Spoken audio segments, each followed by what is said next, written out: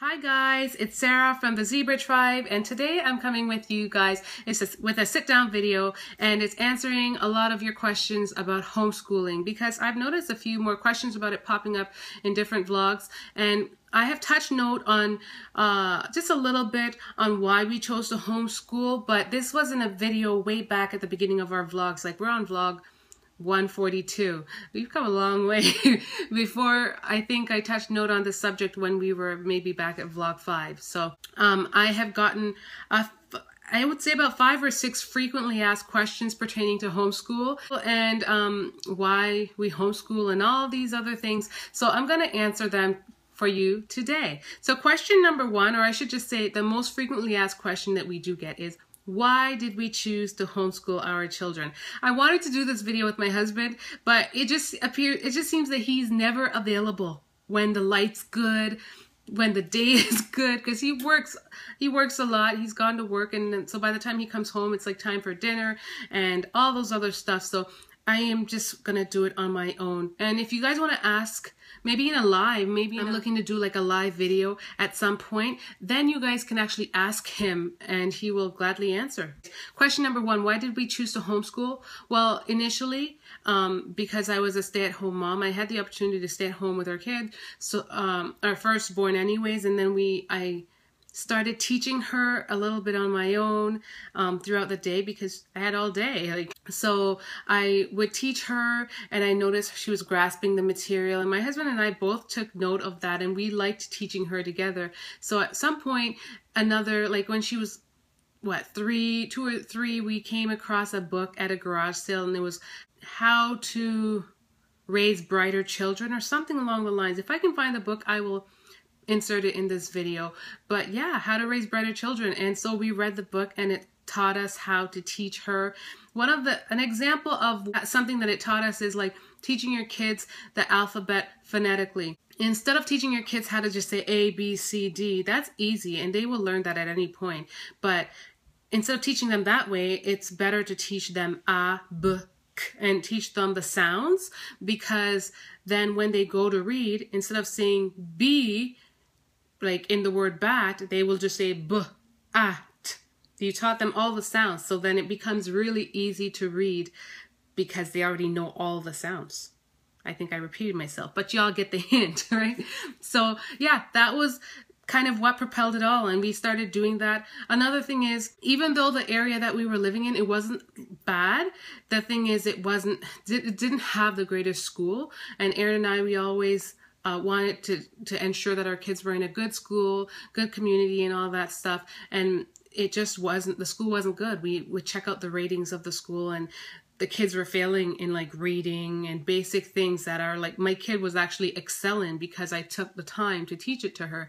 And then we also just thought about it. We're like, well, what's the point of sending her at the time to a school where she was already advancing in this particular area that everyone else is failing in? There was no point in sending her just to go backwards. So we decided to just homeschool her from then on. And yeah, what about socialization? I don't think anyone in particular has asked that question, but I do know when I speak to other people, that's a question that they always touch note on. They're like, oh, you're brave, or they'll say, oh, what about socialization and whatnot? But as you can see from my girls in our videos, my children are not socially inept. They are very fluent in the English language. They are very good at communicating with others. They have friends. They know how to meet friends. They have no issues with that. They take part in extracurricular activities. Those things are good in compensating for just the friends that they do meet at school. So socialization is a very big part, and I understand it because I'm very sociable myself. So it's very important for me that they have that. I used to take them to the early years center. We lived at the early years center when they were smaller. We went pretty much like daily. If not, it was every other day. But I also went to the gym when I had to take off all 250 pounds of that pregnancy weight from all 3 pregnancies combined, that is. I took them to the gym, and so they had a kids club in which the kids actively participated and played with kids and colored and did all this other stuff. The kids have always been in activities. They've been in jazz, tap, ballet, they've gone to soccer, they've gone to basketball. It is important for them to socialize with peers their own age. And so you can create that by signing them up in various settings or various groups and activities where kids their age are actively engaged and participating. Question number 5, how long do I plan on homeschooling my kids? That question has never been, I don't really have an answer because it's always been indefinite. I never had a set time or a date. I always said to myself, if it gets too hard or it's not working out or my kids aren't enjoying it or things like that, I will definitely come to a halt. This is not about forcing them. I'm not afraid of sending them into school as long as the school is a good school with, you know, just in a good community. So that's not an issue. That brings me to another question. Do my children enjoy homeschooling? I think I want to do a separate video on this so they can actively take part. Yes, they love homeschool. So I just caught these kids in the middle of what they were doing to ask them their take on homeschooling so you guys can know. So how do you guys feel about homeschooling? I feel good. I really like it. Yeah? I love. How do you feel about homeschooling? Charlotte? I feel good about it, and I love school. I love homework, and my favorite part about it is the English part. Oh. Because I love English. Oh my gosh. Okay. Okay, so Michaela, what is your thought on homeschooling? I like homeschooling because you can get your work done much faster than in school, and you get a lot more help than you probably would in school. Yeah. Because, you know, we have one mom, and mom doesn't have 30 kids. Okay, so what's your favorite part about homeschooling, Gabrielle? My favorite part is that after homeschooling we get to read. Yeah? Yeah. And what else? And I like it that we can spend our own time like doing stuff that we want instead of, you know, always like going home and doing homeschool homework, writing on paper, and then it's just time for bed. No TV, no books, no nothing.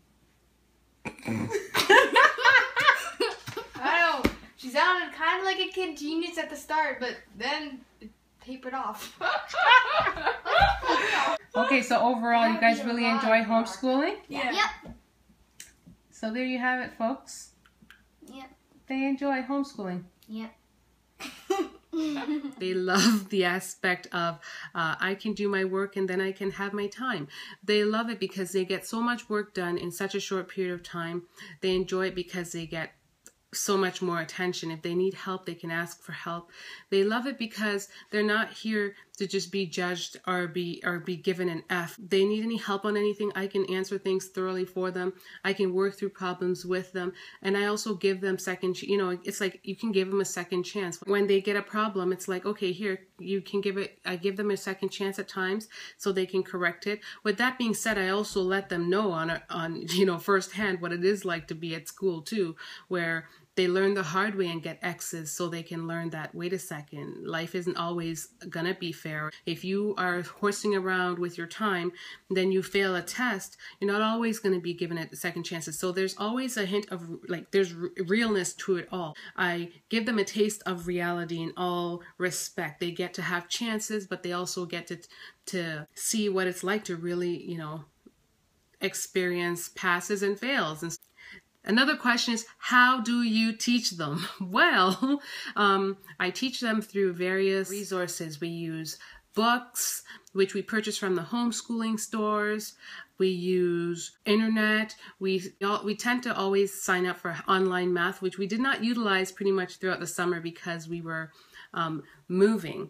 We use cards, cue cards, whatever it is, to just make it interesting. We also incorporate games, but for my kids, formally, homeschooling for me is very serious, so it's very important for me that they do sit down work and all those things out of the way first. When that's done, then we can have the fun games and whatnot, and they love it. You can see them in the vlogs I've showed when we're doing homeschooling. When school starts, you'll get to see a little bit of that where they are sitting and working attentively. Discipline is very much a part of it, not being mean or, you know, authoritative or anything like that, but just like implementing structure into our homeschooling makes things that much easier. I generally go by the curriculum of the district that we're in. I mean, we're in Canada. So we do go based on the Canadian curriculum, though I do use material outside of that, which I would have mentioned or shown you guys in our back to school haul.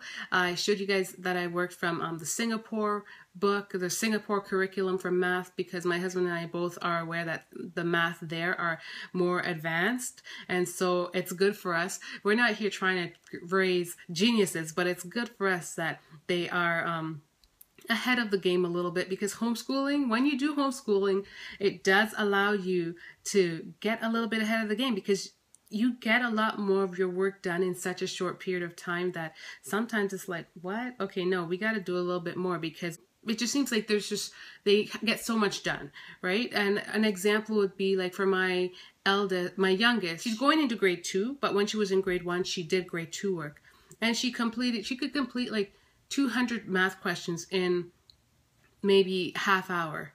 And that's a lot. Some people might feel like I drill her, but she gladly goes, can I go on to the next page? And I go through them and she gets them all correct. And it's like, wow, you know? So homeschooling definitely allows you to do that. And I really appreciate that. We are very fortunate to be able to do it. Another question that I feel like we've gotten is like, how do you mark their work? I guess for me, I find it kind of like an odd question, but it's like, you just mark it. A lot of the books that we work from, they do have a marking scheme with an answer page at the back. Definitely makes life easier. Some of the books that we work from, not so much. So I really have to endure the hardships that some teachers do. In fact, I don't even know if teachers really do that anymore, where I feel like they do just use a marking scheme. But some books that I do have, I have to either purchase a marking book for it, or some I haven't even found the marking book for it. Luckily, I could mark it on my own, because all my kids are still in the elementary level where everything is pretty much, it's not difficult. So I'm still able to do what I need to do. With homeschooling, I don't necessarily feel like you have to be a genius. You don't have to be like, oh my gosh, amazing to teach your kids. But one thing you have to do is to just be open-minded. If there's something that you don't know, don't act like you know. Open up your mind and find help, whether it's researching, looking it up. You know, there are questions, for instance, like if my eldest and I had a question pertaining to her work and I didn't understand it, we would be on Khan Academy, which is it's a free online math resource that's available to everyone. And so we would go on there and we would just watch the videos, and then we'd solve our problems together. Or, you know, my husband, like I've mentioned before, he is an engineer, so he's had to study he's a chemical engineer, so he's had to study all the maths required, all the science required. So I'm pretty confident if there's something that I'm lacking in or that I'm not familiar with, I can always turn to him, and that's just great help.